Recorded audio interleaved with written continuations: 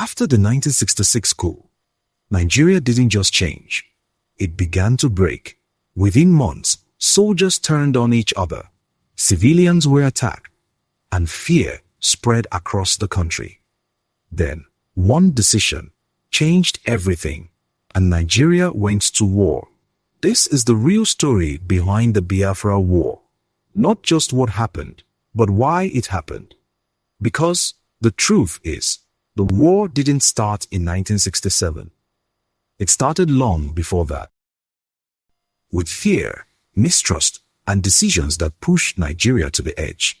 After the January 1966 coup, Nigeria was already unstable. Many northern leaders had been killed, and to many in the north, it felt like a targeted attack.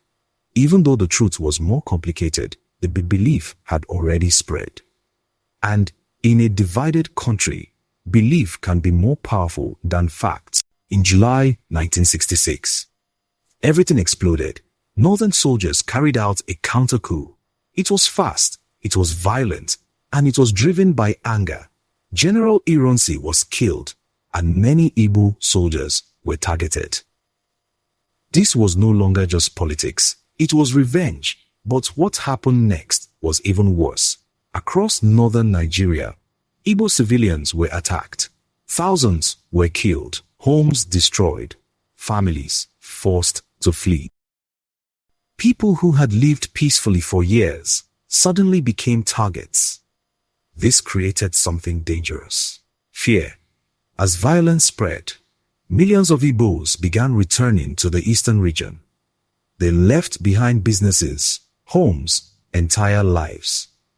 The east became crowded, tense, and uncertain. And one question began to grow louder: could they still be safe in Nigeria? The leader of the eastern region, Odumegwu Ojukwu, refused to ignore what was happening. He demanded protection for his people. But the federal government saw things differently. Trust between both sides collapsed, and negotiations began to fail. In 1967, leaders met in Aburi, Ghana, to try and prevent war. An agreement was reached, but when they returned to Nigeria, everything changed. Both sides interpreted the agreement differently. And once again, trust was broken. By May 1967, the situation had reached a breaking point. Ojukwu made a decision. He declared the eastern region independent. He called it Biafra, and just the Nigerian government responded immediately. They declared war, and what followed was one of the deadliest conflicts in African history. A war that would last 3 years and change millions of lives forever. So, what really caused the Biafra War? Was it the coup, the counter-coup, the killings, or the failure to trust each other? The truth is, it was all of them. A chain reaction of decisions and events that pushed a nation into war.